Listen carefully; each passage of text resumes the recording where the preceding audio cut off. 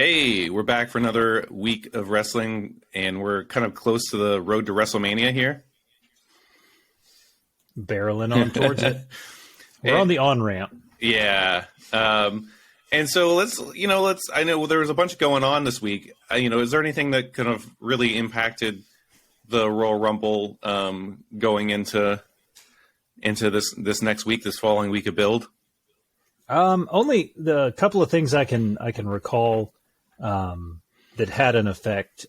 Kevin Owens and Seth Rollins teamed up to take on the Usos.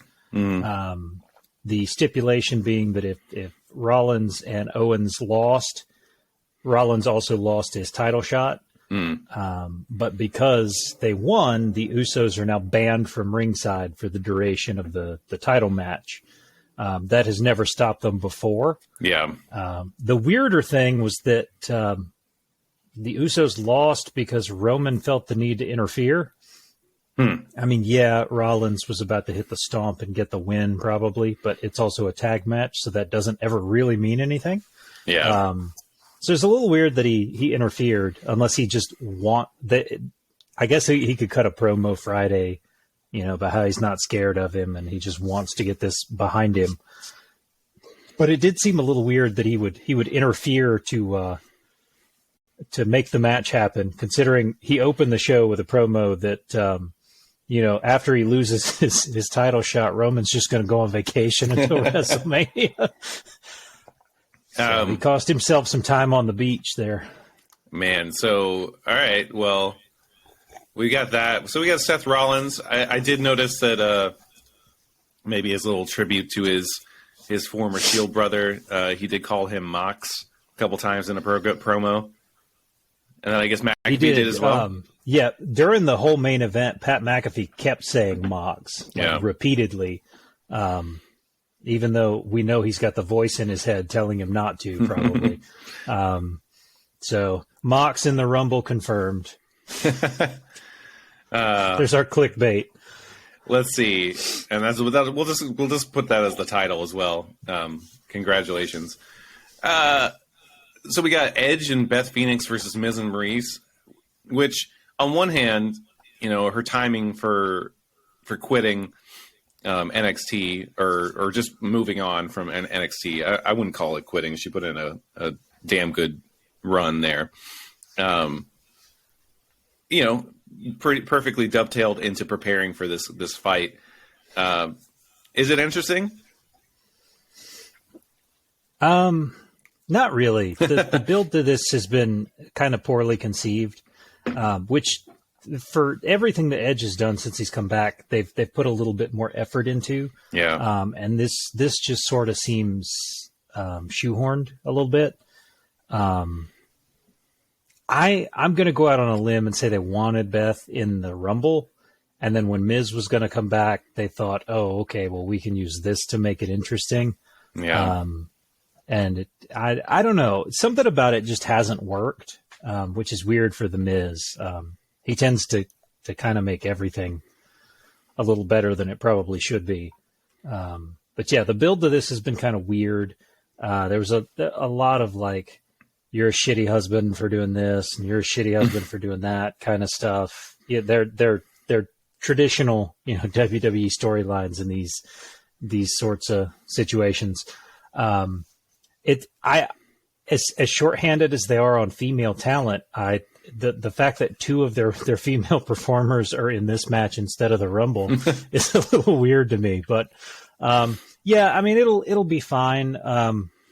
I don't recall ever seeing Maurice actually have a match that I can remember, anyways. I know I've seen Beth Phoenix do some things in the ring, but I've seen some of her matches just watching old stuff on Peacock.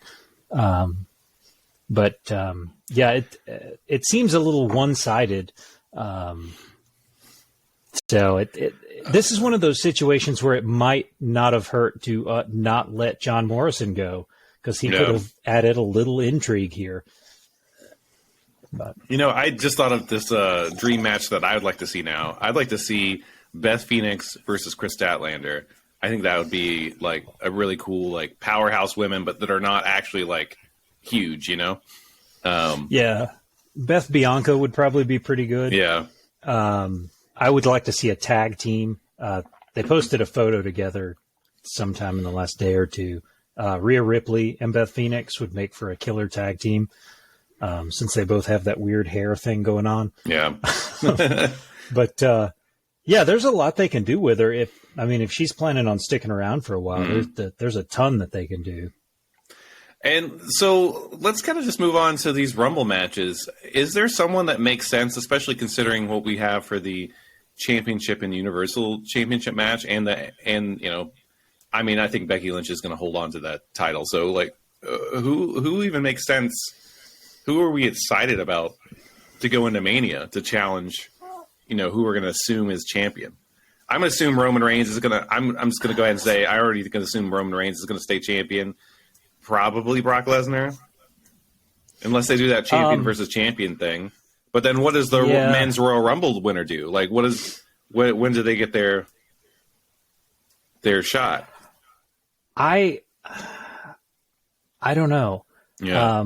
I really liked what Nikki Bella said the other day, that if she could pull off this win, she didn't give a shit about either of the women's titles. She wants a tag title shot, which just sounded kind of cool. So, I mean, they could swerve it that direction. I don't see a world where we're ever going to get like the Intercontinental Championship is the main event of WrestleMania. So I don't know how they pull that off. I do know that, is it Carmella and Zelina are still the women's tag champs? Maybe. Maybe. I don't even know. So that's not even like a marquee matchup. So you'd have to get those belts on somebody else, to sort of sell the Bellas versus whoever as a main event. I mean, I know they're a draw, but I don't know if they're main event level. But I don't know, honestly. It's Becky's Dewdrop, right? Yeah. Okay. I don't imagine that Dewdrop's going to pick up a win here. Mm-hmm. I think Dewdrop needs to lean into the heel thing for a bit and get her damn name back, because Dewdrop is dumb. But the story has been sort of teed up for Liv Morgan, but I don't think they're going to go that route. I think so that they can sell pay-per-view and tickets and all that for WrestleMania. I kind of think Lita gets the win here. Yeah. And goes after either one. I got a sneaking suspicion that it would be Charlotte, and they would have Charlotte go over Lita, which wouldn't sit well with a lot of people. But because I think we're on the road to Bianca getting the belt back at WrestleMania, so that they can kind of right the wrong from SummerSlam. And what a wrong that was. It was interesting. It was interesting. It's one of those things where disbelief can only be suspended so much. Yeah. And you don't have to prepare for a wrestling match. Like, Brock Lesnar's never prepared for whoever he's going to have to suplex 2,000 times when he walks to the ring. He just goes down there and does it. Like, just wrestle a damn match. It takes no preparation. So the men's winner, let's just say, I don't know, Johnny Knoxville wins it all and just gets destroyed. I don't know. No, I still think Bam Margera comes out and knocks him out of the Rumble. I still think that Austin Theory's not a bad pick.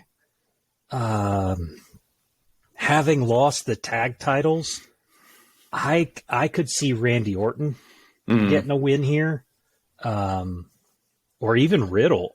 Riddle's, he gets huge pops, and clearly they're high on him if they paired him with no Randy pun intended. Orton. Yeah, no pun intended there. Or maybe it was subconscious and I intended to do it entirely. But I could see either one of those guys getting the win. At least if Austin Theory gets the win, this weird Vince McMahon storyline pays off a little bit. Pay us? What are you talking about? Big E would probably be a good choice to let win the Rumble. I don't know how. I'm with you though. I don't know how any of this plays out, where they get a title shot if it's Roman and Lesnar are supposed to clash at WrestleMania again, unless they're just not going to do that. Yeah, unless Bobby Lashley walks away with the title at Rumble. I don't see Bobby Lashley beating Lesnar as much as I do see the chances of Rollins being the one that dethrones Roman. And it can be, some kind of shady Kevin Owens interference thing. That way Roman can bitch right out of the gate on SmackDown. Lesnar comes out and he's like, who gives a shit? We'll just do this thing for WrestleMania.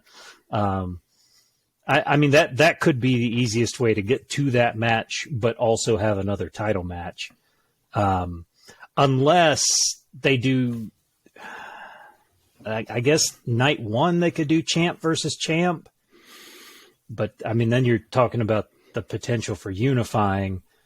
And then night two, they have the Rumble winner gets a shot at whoever won the other match. Yeah. So I don't know.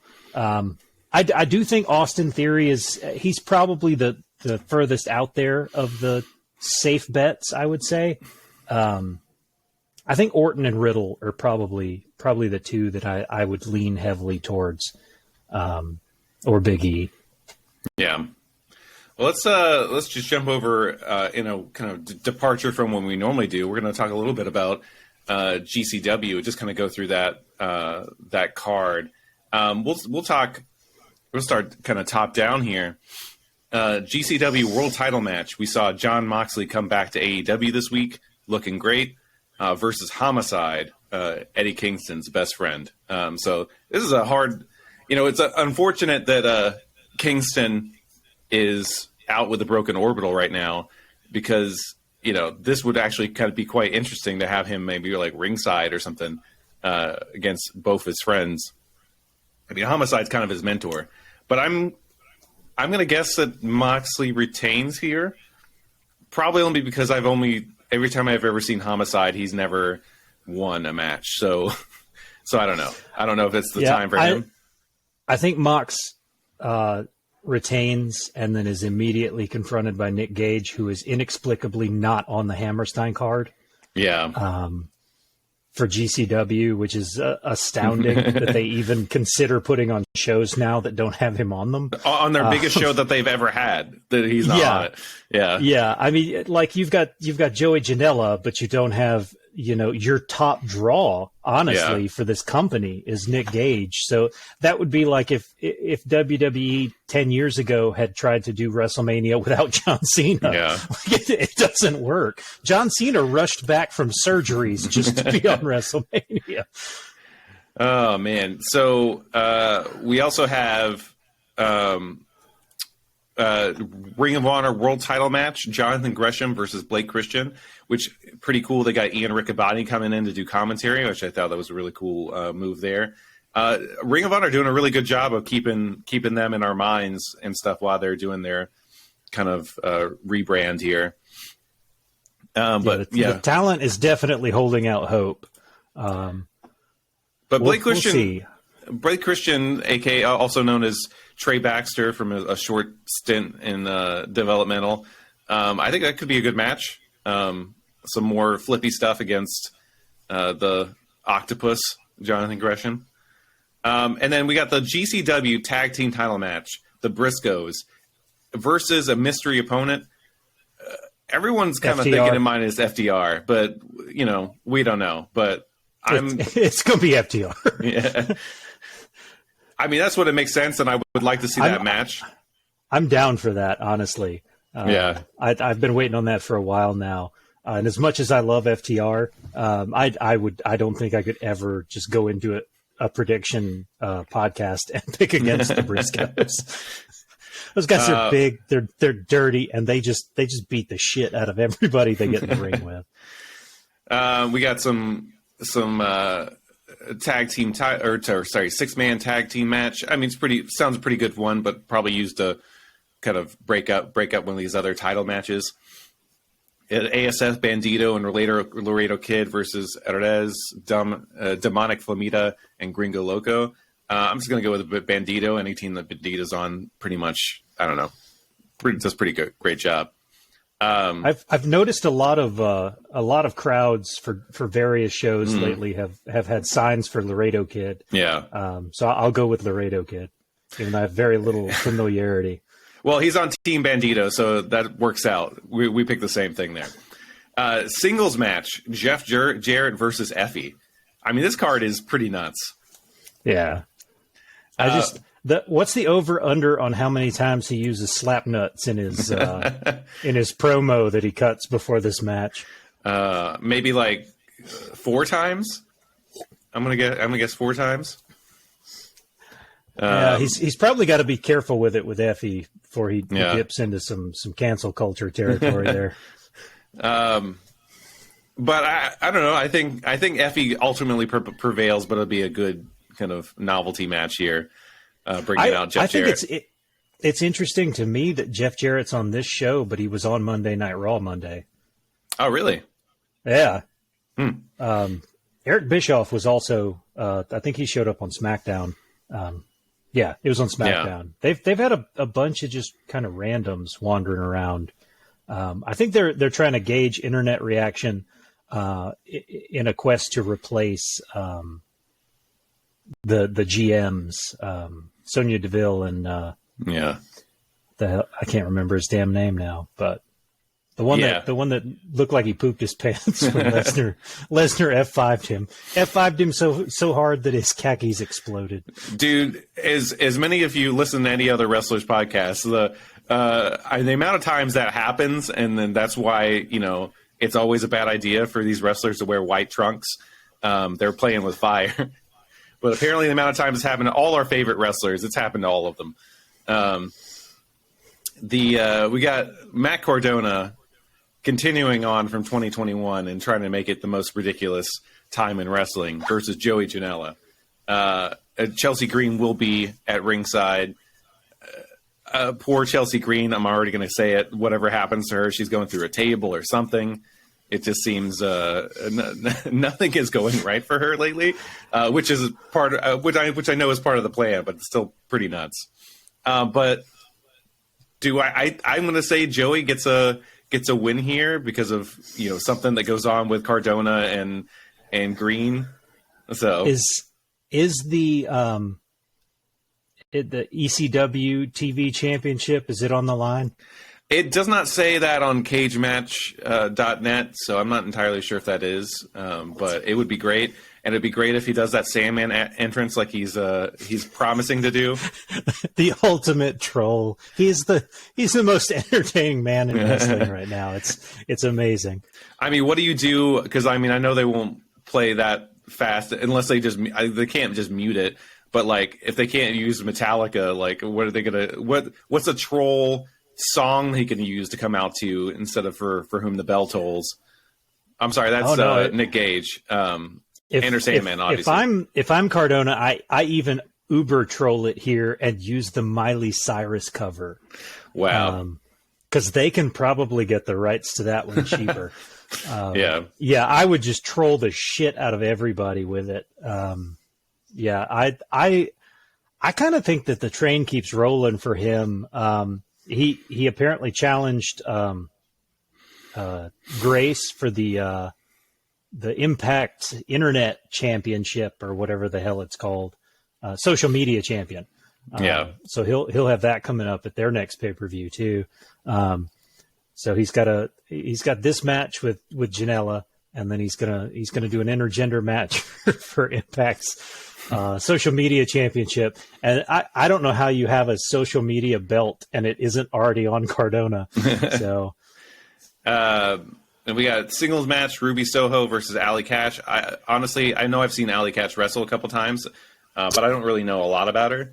But I know she's more kind of GCW regular, and so maybe I'm going to go with her over Ruby, just because I feel like they want to reward some of these GCW people on their biggest show. Yeah, that makes sense.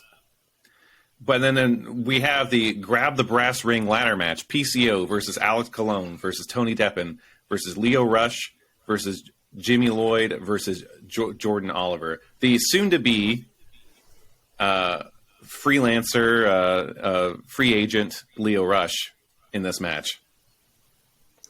And anybody but Lio Rush.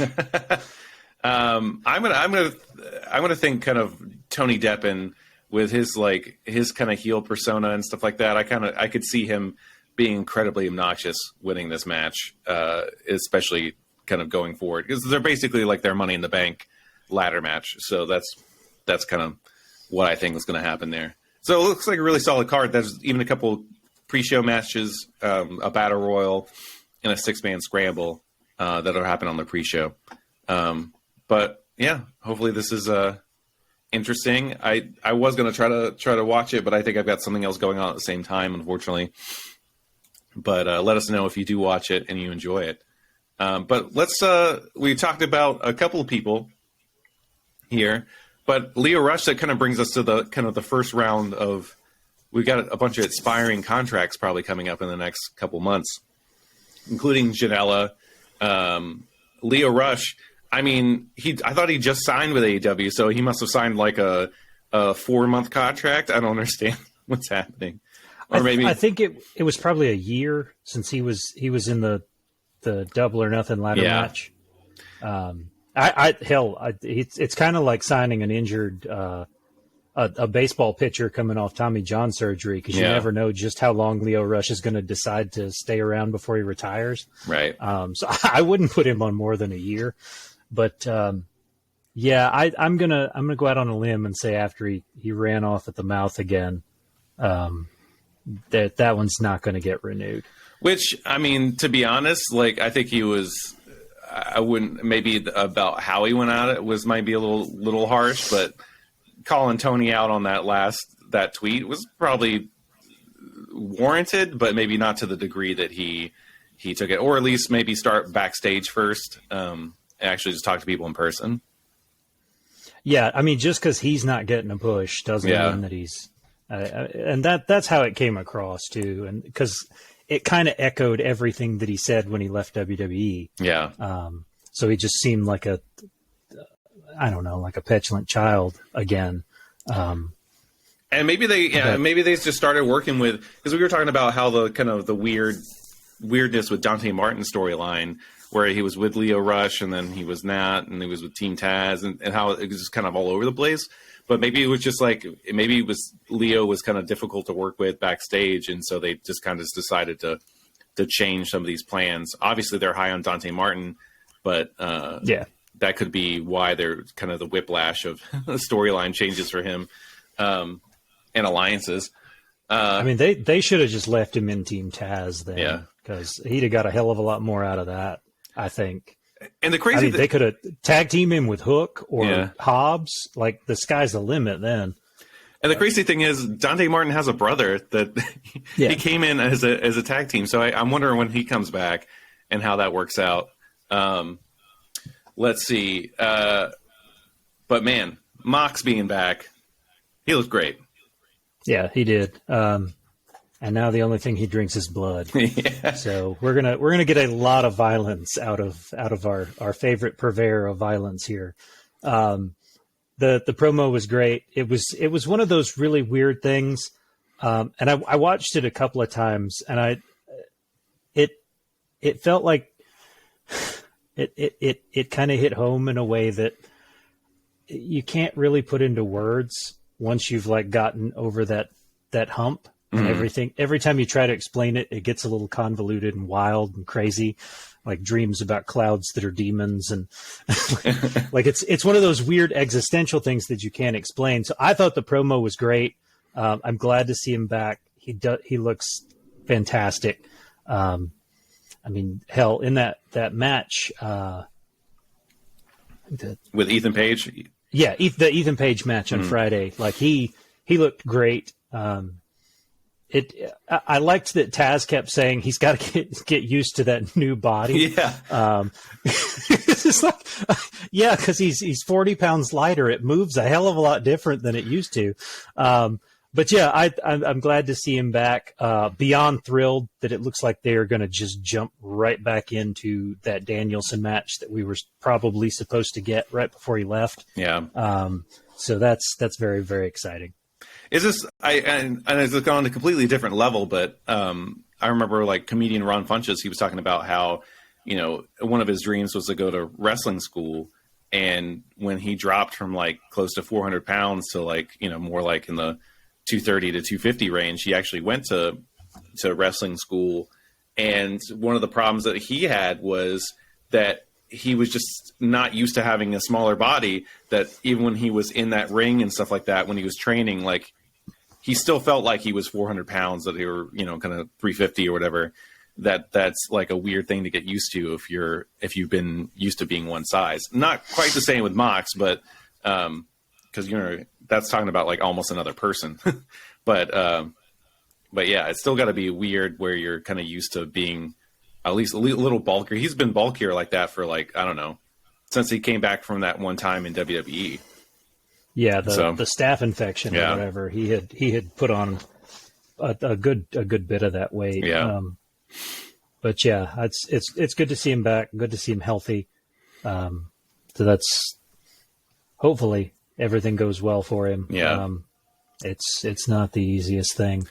We got especially for a guy that is in his profession, where it's just around all the time. Well, at least on one level, that he's not. I'm assuming at least maybe part of it started for as a way to self-medicate after matches and stuff. And on WWE, he was, famously, him and Luke Harper were kind of up there in the top workers any particular year, that the most amount of matches on the road and on shows. And I mean, that takes a big toll on your body. And, if you, as DDP's always mentioned, if you don't have some kind of good kind of healthy mechanism for kind of decompressing from that, then it can get real destructive real fast. So I also thought too that it probably started that way, and it was just habit.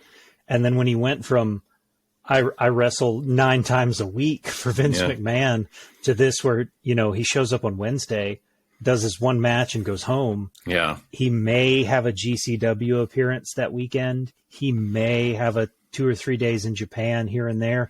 But other than that, that's a lot of free time that he's not used to having. Yeah. For a guy whose mind probably doesn't let him sit around bored much. So I wonder if that kind of played into it as well. Yeah, that's true. I do think that the physical toll, and them seeing what he did for them was a lot of the reason behind, them financing this rehab stint. Yeah. But I did kind of wonder if all the free time sort of lent itself to it getting a little worse. Yeah.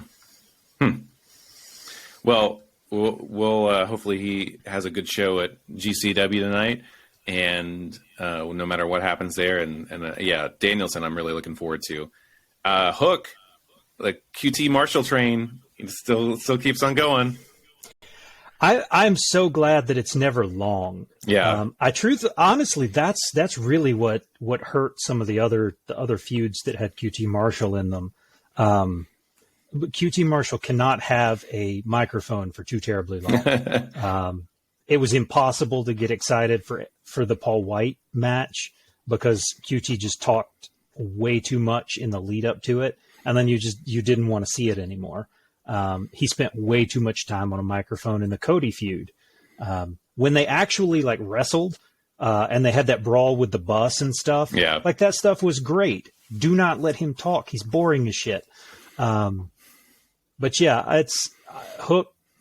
God, everything he does, it's so clean and crisp and beautiful looking. Yeah. I mean, he beat the hell out of Serpentico. He was tripping on the tassels on that man's jacket and still hitting clean suplexes like it was nothing. And the suplex at the top of the ramp, QT hit a little hard. I think that hurt a little more than it should have. But I do like he still had the microphone in his hand and was still like talking as he took that suplex. I did like that. Yeah, no, Hook, it's great. I'm curious to see how long it is before he is after one of the belts. Of course, we've got to go through 3 months of deciding how to eliminate this interim championship crap. But I would imagine he's coming for that TNT championship, and he's coming soon. Unless to kind of stretch this out, they have him turn on Ricky Starks and take that FTW belt to actually keep it in the family. Yeah. Which, the story's kind of there. So, I thought it was a pretty good, solid showing from Jade Cargill this week and Anna Jay. I thought that was pretty great. And Johnny Hungy, man, I love that shirt. Love just all his. I liked his standoff with Cargill, especially with him being like 4 or 5 inches shorter than her. It was all pretty great. Jade Cargill and Anna Jay too. I'm not going to take anything away from Anna Jay because she just consistently gets better. But Jade Cargill really did, like, the way she was booked sort of in this Wardlow thing where she just squashed the hell out of everybody she got in the ring with. And then, like, in that championship match, she was like, all right, you want to see me put on a show? And she did. And then in this one, she was like, yeah, I showed you I could wrestle. Let's do it again. Like, she is like, she went from, I'm not impressed at all. She's just a big, strong lady to, like, essentially in the amount of time it took Raquel Gonzalez to go from completely green to, like, I really like watching her matches. So I'm actually kind of thrilled when she's on cards now. I thought it was strange that her first TBS title defense was on TNT, but I guess Beach Break is a little overcrowded. Yeah. Well, Beach Break, we got, speaking of that TNT title mess, we've got the ladder match between Cody and Sammy Guevara to unify the titles. It's been so convoluted, but I'm glad they're at least just getting rid of this interim title. It just didn't make sense. But I guess because of the Battle of the Belts, they felt like they had to have a championship on that card. But who do you got after Cody's promo on Wednesday? Cody and CM Punk's coming for it. Yeah. Yeah. I mean, he took shots at Punk in that promo, so there's really no way that's not Cody's next feud. And if we really want to see Cody toe that heel face line, this is going to be the perfect damn opportunity to see it.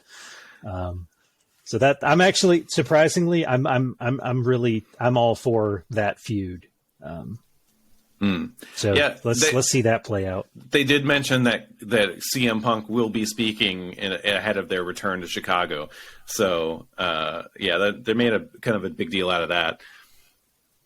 And then what else we have? I know Britt Baker will be in attendance. I don't know if she's got a match. It's scheduled. Britt and CM Punk are both just listed as addresses the crowd or something. We got the 6-man tag match. Jericho, Santana, and Ortiz against 2.0 and Daniel Garcia.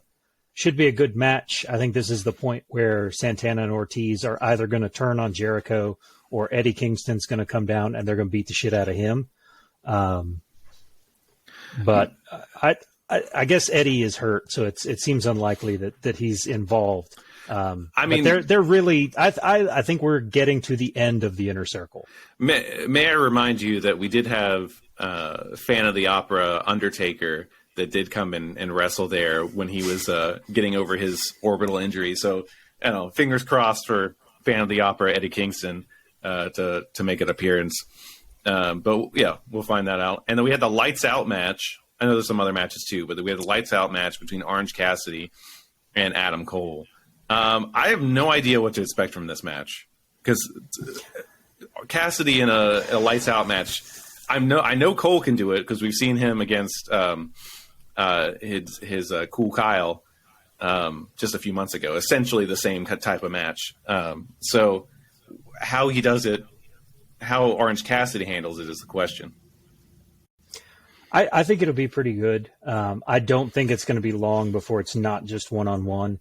I think this will break down into like a 5-on-5 and turn into a damn stadium stampede match. Yeah. Which I'm cool with. It'll help protect Adam Cole. He can take a bit of a beating, but still get the win so that his streak is intact. Yeah. Because the Battle of the Atoms is going to be your next big world title feud. I got a feeling. But yeah, I think it'll be fine. As many indie shows as Orange Cassidy did before landing the big time here.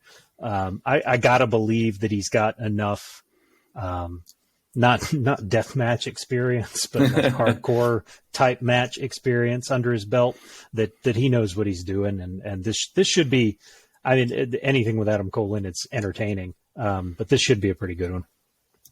So just thinking, I'm assuming they're going to do some sort of stadium stampede, and it may not be at Double or Nothing this year because they're going to actually try to return to MGM. But I mean, maybe it's a random episode of Dynamite or the special TNT hour-long specials. But if the Inner Circle is actually going away, and they've been in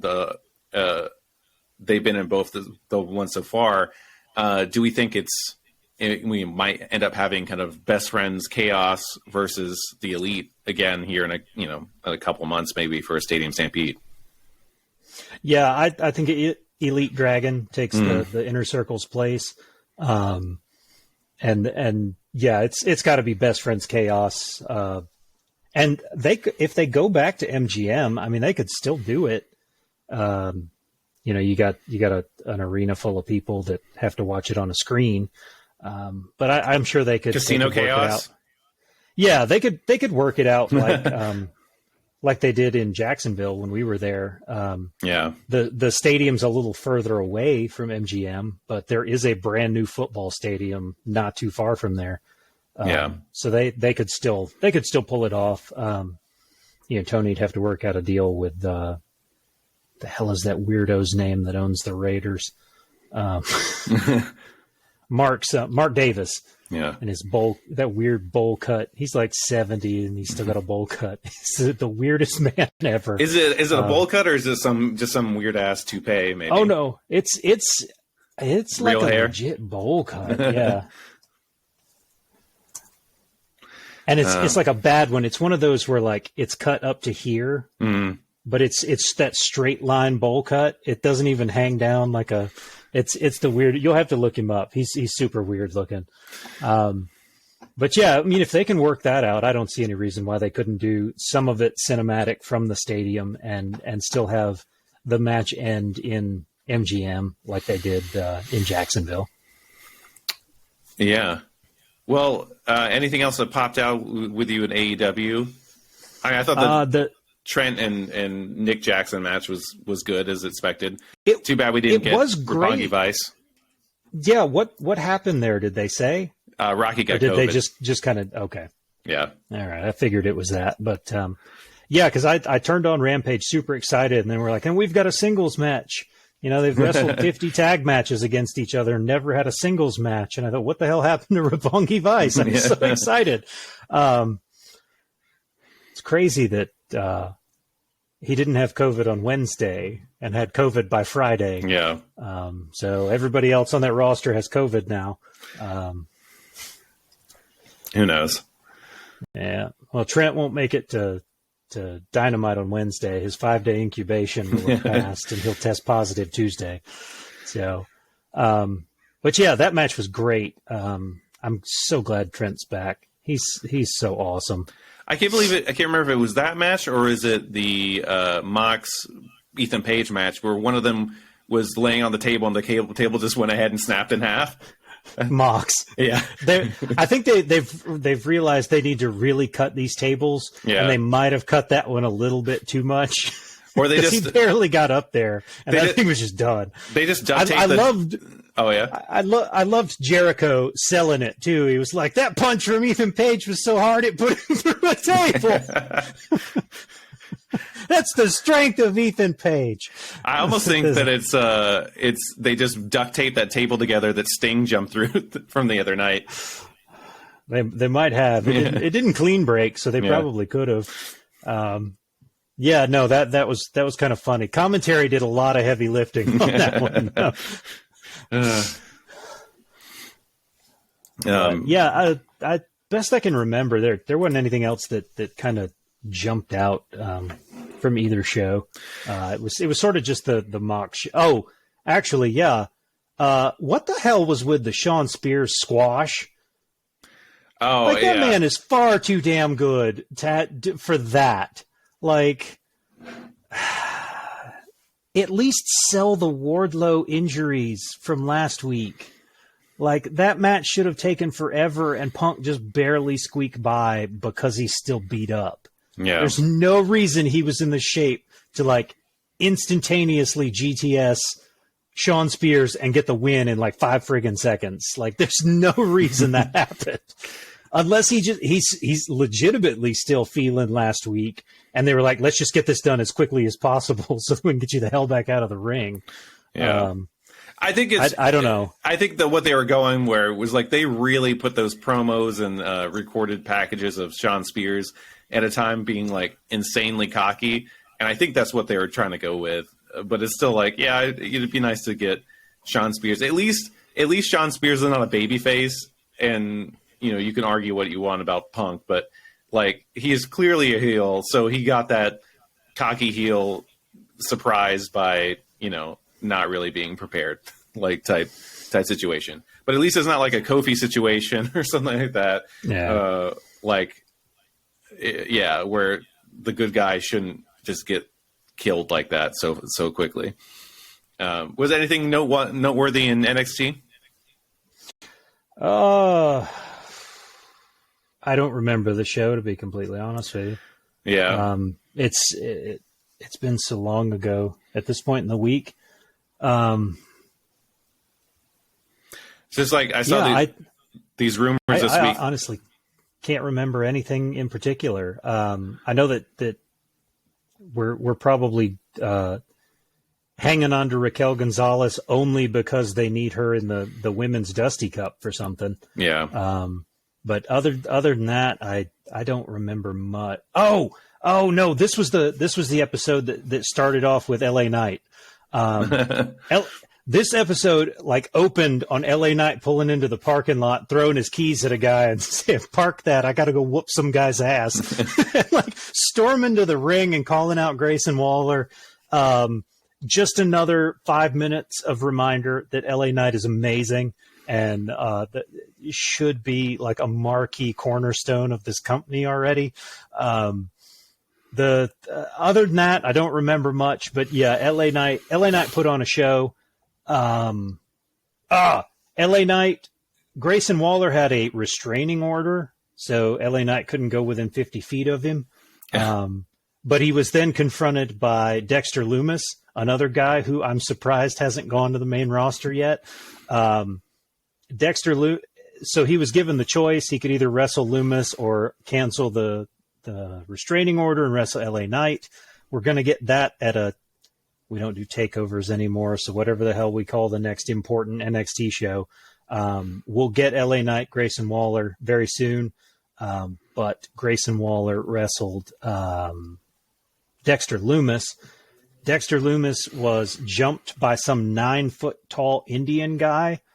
Like during the match, it wasn't Khali, and I kind of thought it was Shanky until they showed him, and it was not Shanky either. So they've just found another one of these like colossal Indian men who beat the hell out of Dexter Lumis and threw him back in. So Grayson Waller got the win. So I guess Grayson Waller's got his own Omos now. Wow. So I guess it can play into some promos. He can cut on AJ Styles if they keep that feud going. But who knows?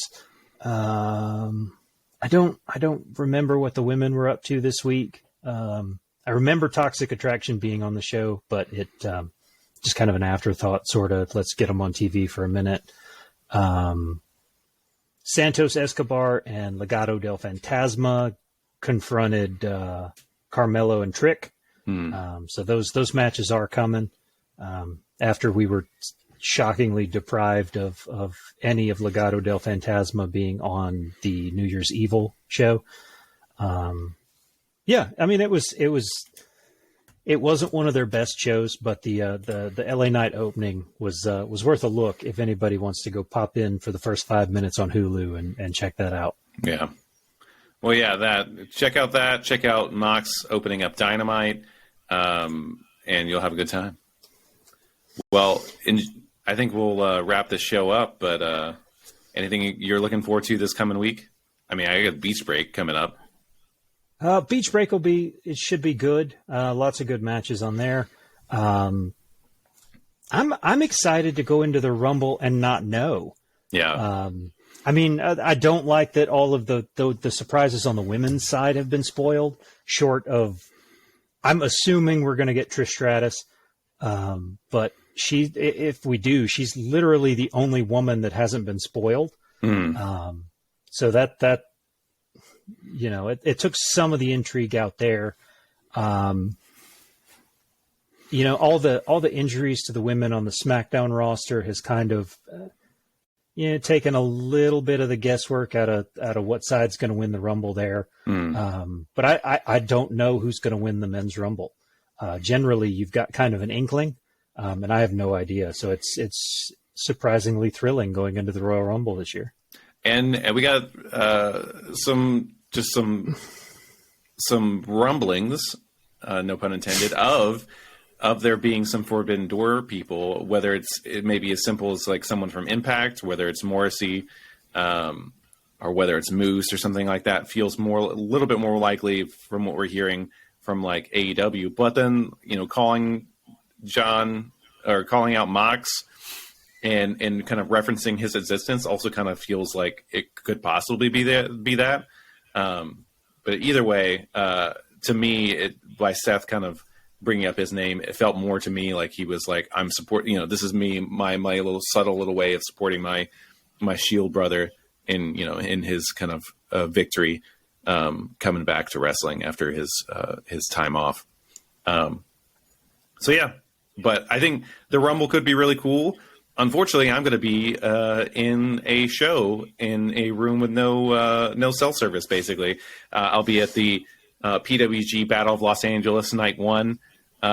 So that's what I'm looking forward to. Oh darn! You have to miss a WWE pay-per-view to go to the Bola. Yeah, I got front row the first night too, so that'll be fun. Yeah, I'd say you're in a better spot. I'll struggle with the first hour of the Rumble on Peacock and then wait until like 4:00 in the morning when nobody else is watching it so that the app actually functions. But yeah, well, enjoy the Bola. If we don't talk between now and Saturday on here, I know we'll talk outside of this. Yeah.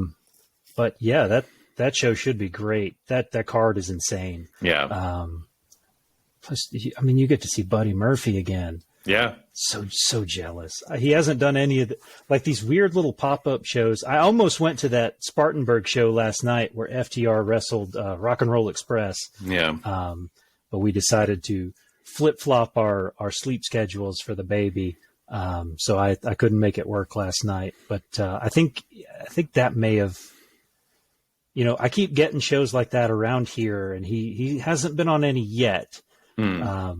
But we're starting to get those, like the Hardys are starting to turn up on some of these cards in March. So I think we'll start getting some more of those kind of names on some of these weird little promotions that you wouldn't know existed until they get advertised by an AEW talent. And some of these promotions, just knowing the history of like that area, especially in the Carolinas, like probably a promotion that goes back to the 50s or something like that too. Yeah, I mean the Crockett's probably have a hand in all of this. So, yeah. Well, cool. Well, enjoy your wrestling for the week, and we will see you next Sunday, where I'm sure we'll talk a little bit about the Rumble, whether or not I had a chance to actually watch it or not. But we'll see you then. Enjoy your wrestling and ring the bell. And what should they do? They should do that, right? Yeah, ring the bell, follow, like, subscribe, share. If I post things in the chat, since we're on a different format now, does it pop up? No. Okay. I was going to post a link. Speaking of Mox's return, and I know I talked about this, when he left, if you do need help with issues, it's out there. All you have to Google search is alcoholism help, and you will find 11,000 hits on Google. The first 3 or 4 are sponsored, and it's just rehab facilities. But then you get into actual government-sponsored programs that can help if you need it. I know COVID's been hard on all of us. So if you find yourself in a place where you do think you need help, it's out there. And I'm here if you want somebody to talk to. Yeah, that's some good words there. And I hope everyone stays healthy and safe, and we'll see you next week.